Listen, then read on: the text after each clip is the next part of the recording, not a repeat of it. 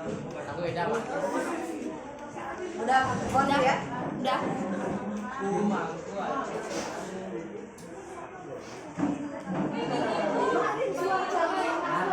Yang hari Oh iya.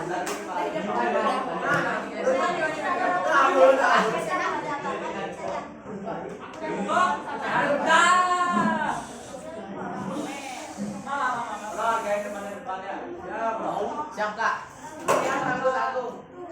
Baik, mohon perhatiannya teman-teman semuanya karena hari ini kami akan memulai kegiatan presentasi kami.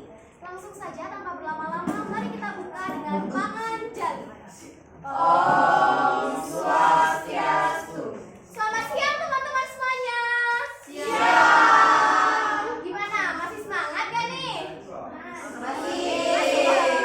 Oke, hari ini saya dan kelompok saya akan mempresentasikan mengenai materi keanekaragaman hayati. Tapi sebelum itu kayaknya kita mulai dengan sebuah pantun aja nih ya Kak Dek. Oke. Siap 2 bait, bila cakep ya. Ya. Oke, langsung saja. Dika dan Dian sedang pergi. Mereka berdua memetik melati. Hari belajar materi biologi keanekaragaman hayati.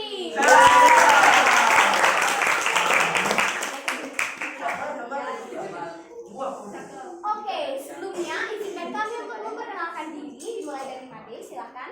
Kenalkan, nama saya Made Sudantara Fisika, nomor absen 19, dan saya dari kelas 8. Oke, saya Rinyaman Ayuni Putri Syadi, nomor absen 38. Saya Cokorde Isrima Sintia Sagita, nomor absen 2. Saya Kadya Yuki Sarswati, nomor absen 24. Saya Dewa Oyabong Susita Joti, nomor absen 5. Saya Ibu Singwa Satya Singaduta, nomor absen 12. Oke, kira-kira membahas mengenai materi keanekaragaman hayati. Apa aja nih yang akan kita bahas?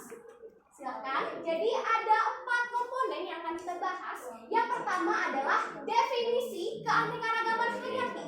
Yang kedua adalah tingkat keanekaragaman hayati.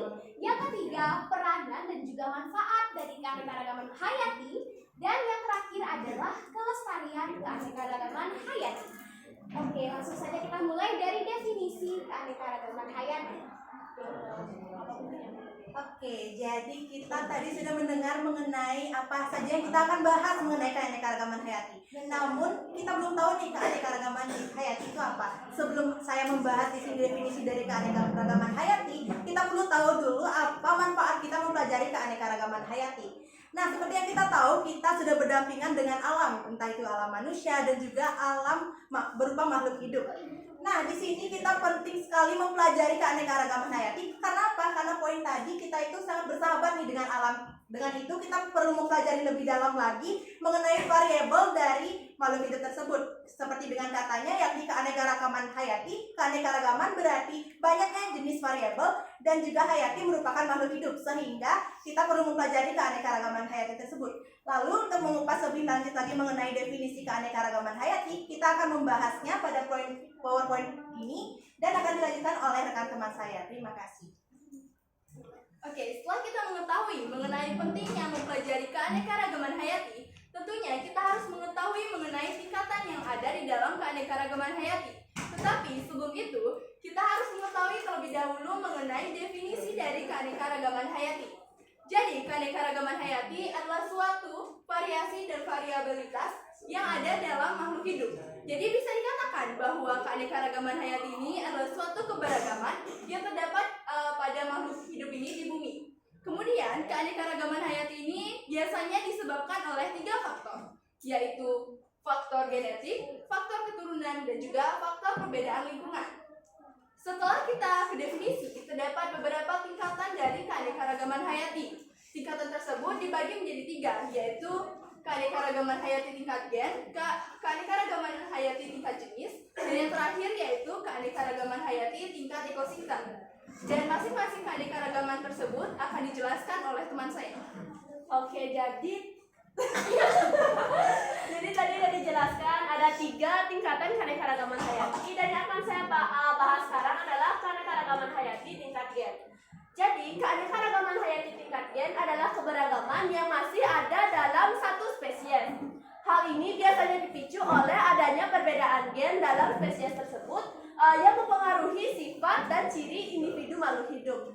Nah, contoh yang dapat kita temukan biasanya itu contoh yang kita ambil ini nih, dalam spesies Feliscatus dan juga perbedaan warna pada bunga bokor. Nah, tadi itu tuh ada istilah ilmiah nih, yang kalian tahu Feliscatus itu sebenarnya kucing ya. Emang nama ilmiahnya Feliscatus. Jadi spesies kucing ini tentu memiliki ciri fisik yang berbeda antar kucing. Contohnya ya, ini kucing Persia yang memiliki bulu lebat dan tentu saja berbeda dengan kucing Sphinx yang cenderung tidak memiliki bulu. Setelah itu keberagaman warna pada kembang bokor yang mungkin kurang familiar nih kembang bokor di telinga kita, yang biasanya kita sebut kembang seribu, di mana kita dapat menemukan begitu banyak warna dari kembang seribu ini, seperti warna biru, warna ungu, warna merah, bahkan warna putih. Itu dia tadi keanekaragaman hayati tingkat gen. Sekarang akan dijelaskan oleh teman saya, yaitu keanekaragaman hayati tingkat jenis dan spesies. Oke, sekarang keanekaragaman hayati tingkat jenis. Nah, keanekaragaman hayati tingkat jenis yaitu keanekaragaman hayati yang terjadi antar spesies dalam satu famili. Nah, tapi keanekaragaman ini disebabkan oleh perbedaan materi genetik dan juga perbedaan lingkungan. Nah, contohnya terdapat pada famili Palmae. Nah, dalam famili Palmae terdapat berbagai jenis, seperti ada pohon kelapa, pohon palem, pohon aren juga ada, dan juga pohon lontar. Nah, contoh lainnya juga terdapat pada famili Felidae. Nah, dalam famili Felidae juga terdapat banyak spesies seperti singa, harimau, macan tutul, citah, dan lain sebagainya. Nah, setelah keberagaman tingkat gen, ada keberagaman tingkat jenis, juga ada keberagaman tingkat ekosistem yang akan dijelaskan oleh teman saya. Baik, di sini saya akan menjelaskan keanekaragaman hayati tingkat ekosistem. Keanekaragaman hayati tingkat ekosistem adalah keanekaragaman yang terjadi di antara ekosistem. Perbedaan keanekaragaman hayati ini dapat dilihat dari perbedaan jenis tanaman, jenis hewan, intensitas cahaya, bentuk tanah, dan curah hujan. Nah, contoh-contohnya di bioma gua, bioma sauna, bioma hutan gugur, bioma hutan tropis, bioma taiga, dan bioma tundra. Nah, di sini kita dapat melihat perbedaan yang terdapat dalam bioma tersebut, seperti perbedaan curah hujan, perbedaan jenis fauna, perbedaan jenis tanaman, dan lain-lain. Selanjutnya akan dijelaskan peranan sama manfaat yang dijelaskan oleh teman saya. Oke, jadi ada pun peranan dan juga manfaat dari mempelajari keanekaragaman hayati. Jadi yang pertama adalah keanekaragaman hayati itu dapat menjaga keseimbangan ekosistem. Yang kedua adalah sangat penting untuk kelestarian dan juga keberlangsungan hidup baik dari tumbuhan maupun fauna. Dan yang ketiga adalah memiliki manfaat yang sangat vital bagi berlanjutnya hidup seluruh makhluk. Karena keanekaragaman hayati itu dapat mempengaruhi dan juga memenuhi kebutuhan dari makhluk hidup. Oke, itu saja presentasi dari kami, dan selanjutnya sesi tanya jawab akan diadakan minggu depan. Silakan bagi kalian untuk mempersiapkan pertanyaannya yang akan kalian bisa tanyakan minggu depan. Dan materi PPT ini juga sudah kami sebarkan di grup kelas. Dan sekian dari kami. Yuk kumpul.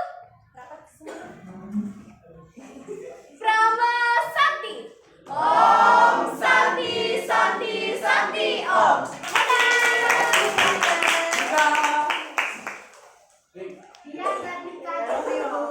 Udah, dan yang pergi. Iya.